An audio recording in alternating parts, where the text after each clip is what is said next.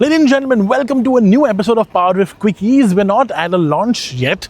We are in Vietnam and we're not here for the four, we're here for the go. Well, that's a very lame line, but we're actually here for the VinFast VF7. This is the first time we're actually driving the VinFast cars, and we've come to Vietnam at their chief test facility. We are with some VF6s and VF7s all around, and we're going to have a quick look at this. Now, we have seen this car up close at the expo, but what I thought I'll do is get you a bit of a more hands-on approach on the car, because we do have it, and we're going to drive it in just a little bit, and I'm going to give you a completely unfiltered first impression of what the car is to drive and what the interiors feel like.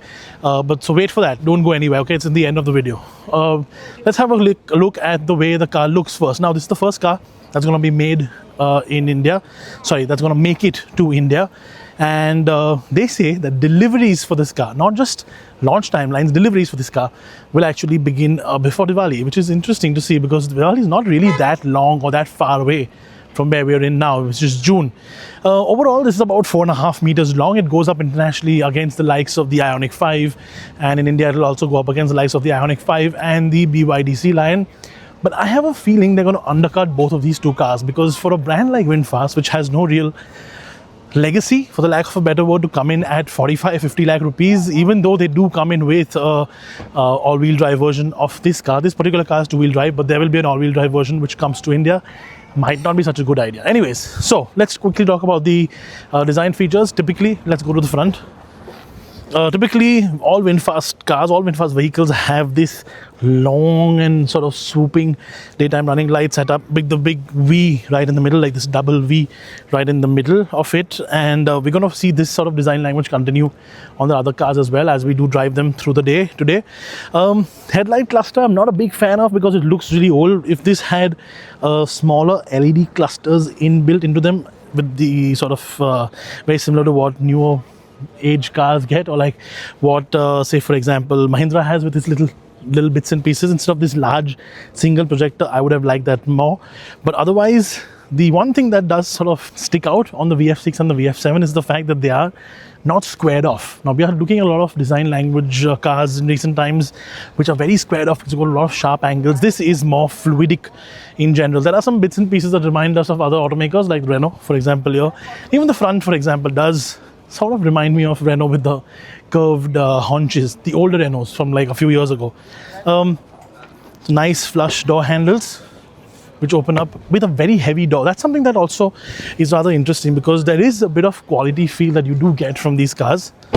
Shuts with the thud as well. And interestingly, if you actually come and look at this, look at this, Apollos, Indian bits on this car. There will be a lot of localization as they do start production in India eventually.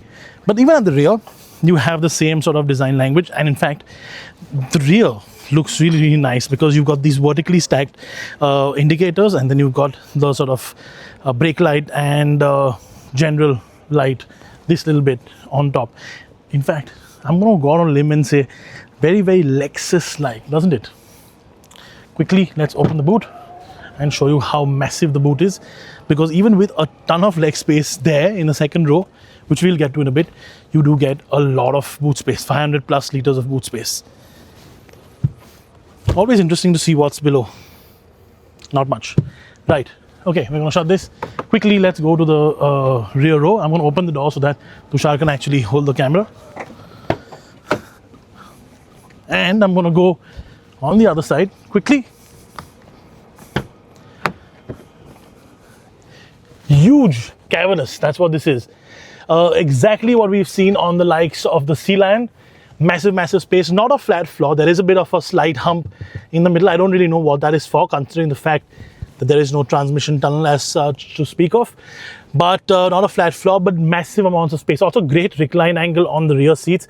Really, really comfortable. And if you look up, a gigantic glass pane panoramic roof. Now, I don't think this actually changes in terms of opacity. It doesn't become clear or become darker. But in terms of overall design language, this is massive.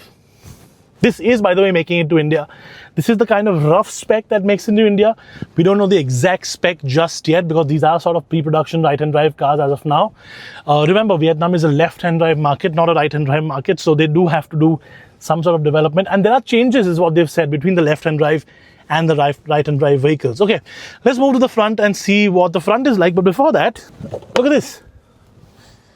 Nice set of keys, isn't it? Okay, I'm gonna go get in the driver's seat and drive and tell you a bit of an impression of the front, the dashboard, and then of course how it drives. Come on. Okay, so quick first impressions on the VF7 on the inside. I do want to say notably the soft touch panels on the top, the leather wrap stuff on the top here and on the top of the dashboard are actually quite nice. It's definitely something that will be appreciated. So is the quality of the steering wheel.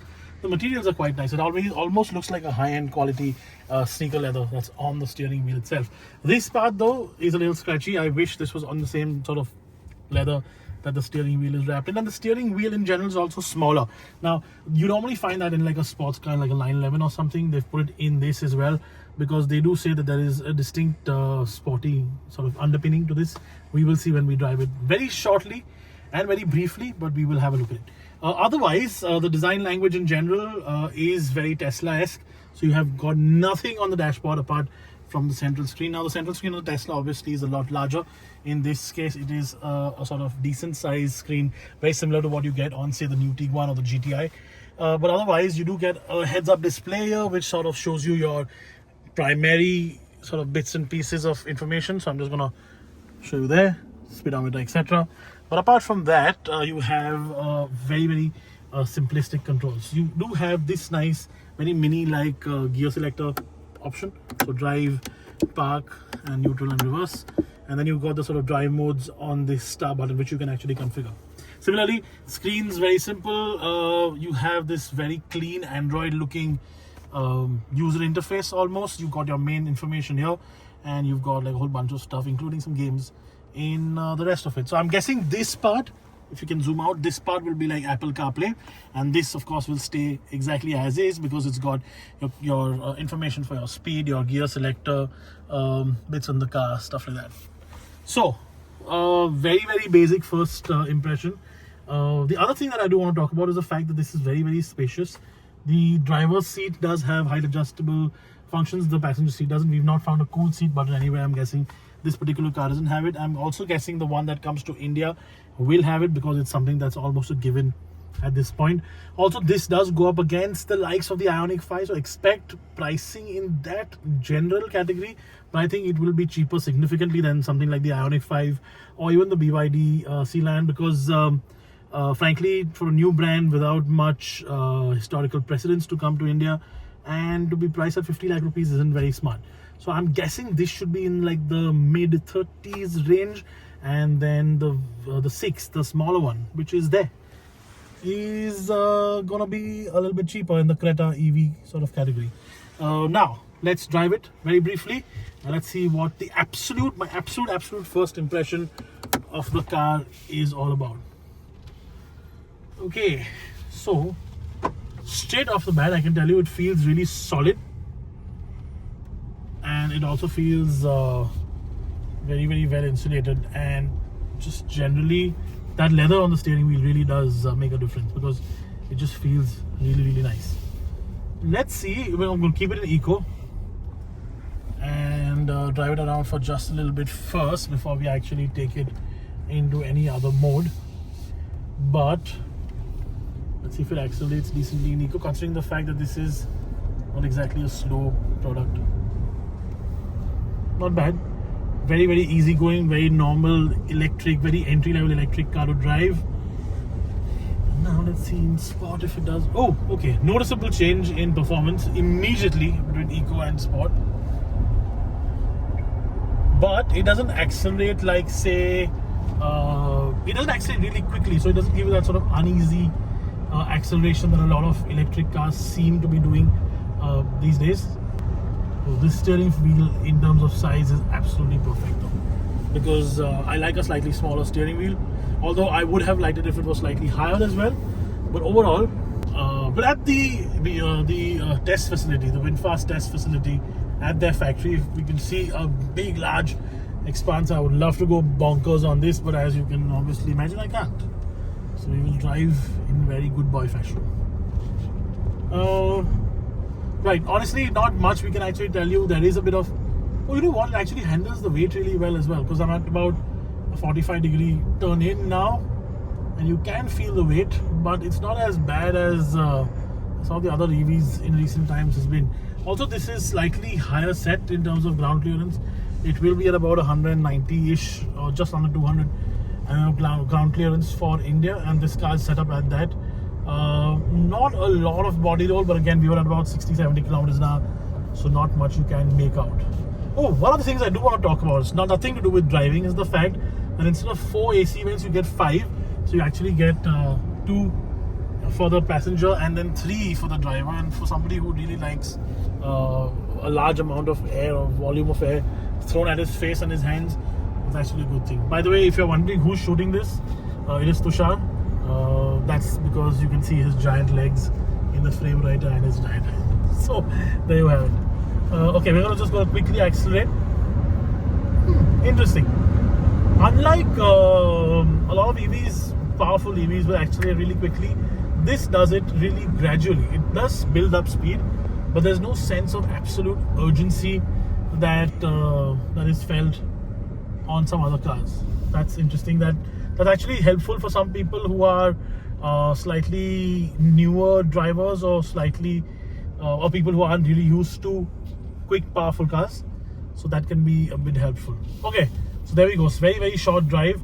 ADAS level 2 obviously will be standard. 7 airbags will be standard, so it's a safe car. They've already said it meets all Bharat NCAP 5-star ratings, and in fact this car can actually go and meet Euro NCAP 5 as well if they tune it to do so. So it's going to be a very, very safe car, and frankly, as the first one to be launched in India, which is what they've hinted at for now, it does make sense because VinFast is trying to position themselves as a slightly premium automaker. Will that work? Will that not? How the Indian audiences will react to that, it remains to be seen. But for now, we're going to sign off because the VF7 is actually rather interesting. Right, there you go. Very, very brief first impressions of the car. Tell me what do you think in the comments below. This will be the first one to make it to India. And they say that deliveries should actually begin. Deliveries, not launch. Deliveries should begin before we hit Diwali. So before the festive season. That's going to be very, very interesting to see if they actually get to do that. Right. In park now. There we go. Signing off. Tell me in the comment section what do you think of the VF7.